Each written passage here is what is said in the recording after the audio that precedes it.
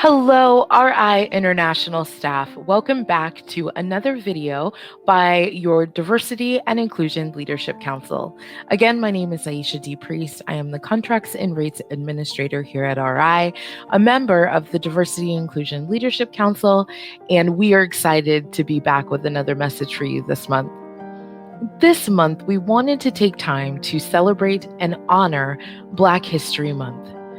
We have put together a special edition of our monthly video to you to really represent the theme of this month, which is Remembrance. You will be hearing from a few of our council members today and one of our cultural champions as we present to you a few key individuals that we have identified that we would like to remember and celebrate for their individual contributions that they've made to this country.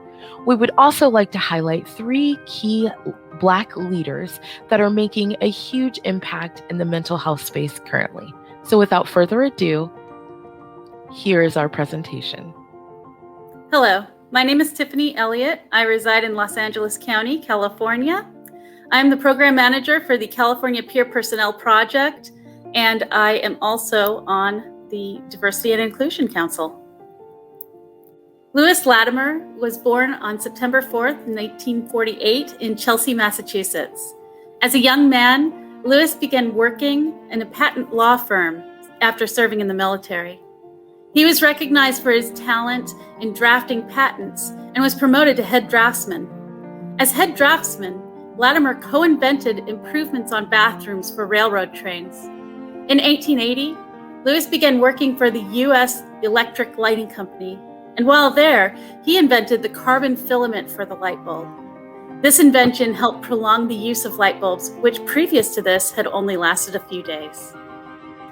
Hi everyone, I am Maureen Soriano. I am Program Director over the Community Care Licensing Facilities in Indio, California, and I am also a proud member of the Diversity and Inclusion Leadership Council.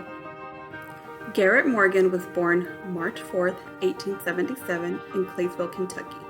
With only an elementary school education, Morgan is known to be one of the country's most famous African-American inventors. Hey everybody, my name is Jeffrey Prince. I'm a milieu specialist here at RI here in Durham, North Carolina. I'm a cultural champion of the Diversity and Inclusion Leadership Council. Today I'm bringing you guys Sarah Boone, born in 1832, January 1st in New Bern, North Carolina.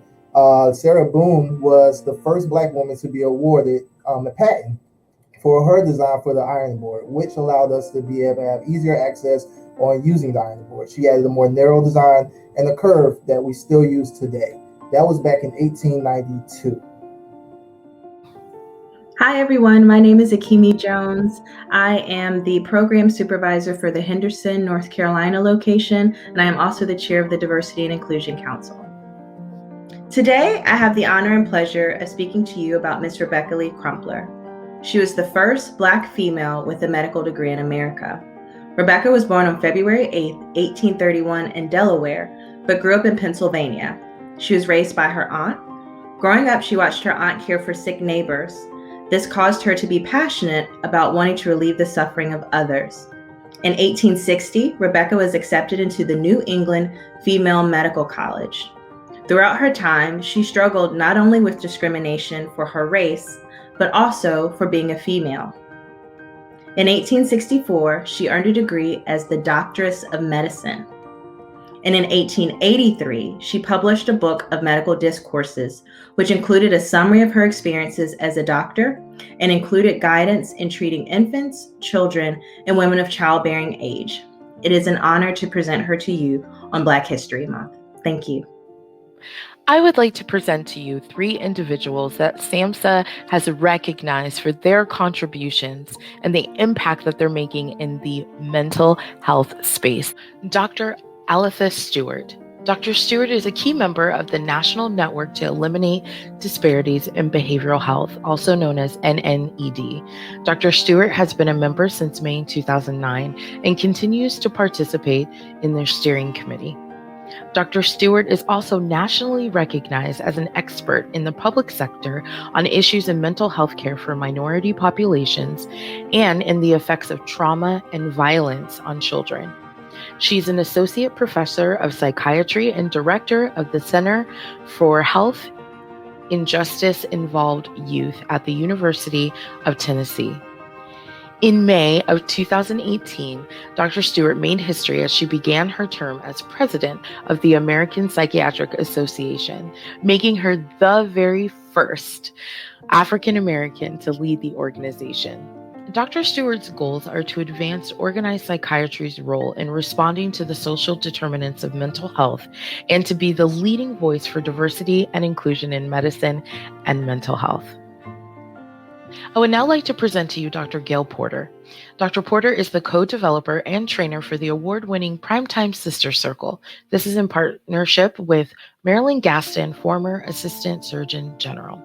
Primetime Sister Circle is a theory-driven, empirically supported behavioral health intervention geared for the middle-aged African-American woman. This is a course-based intervention that is an integrated model of care that focuses on emotional health and risks and promotes positive, healthy decision-making and establishing social supports. Studies of this intervention have shown that participants are able to mitigate high-risk health behaviors. As a trainer at NNED Learn, Dr. Porter has improved access to quality mental health care and linkage with primary care providers. Her work with NNED was noted by a major insurance provider because of the significant changes in the primary and mental health conditions of women in the community. I would now like to present to you Dr. Howard Stevenson. Dr. Stevenson is the professor at University of Pennsylvania and the director of Racial Empowerment Collaborative and the Forward Promise program. He is also the developer and trainer of Preventing Long-Term Anger and Aggression in Youth, also known as PLAY. PLAY is an intervention that empowers youth, families, and individuals to address the impact of trauma and chronic stress on African American boys. PLAY is offered at NNED Learn.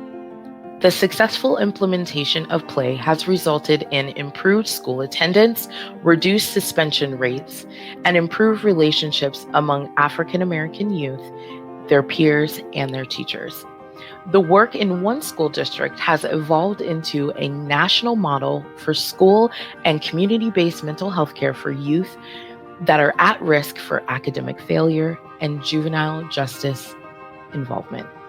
Dr. Alethea Stewart, Dr. Gail Porter, and Dr. Howard Stevenson, on behalf of RI International's Diversity and Inclusion Leadership Council, we would like to personally thank you for your contributions and the impact that you are making in the mental health community. Thank you again for joining us for this month's special edition for Black History Month.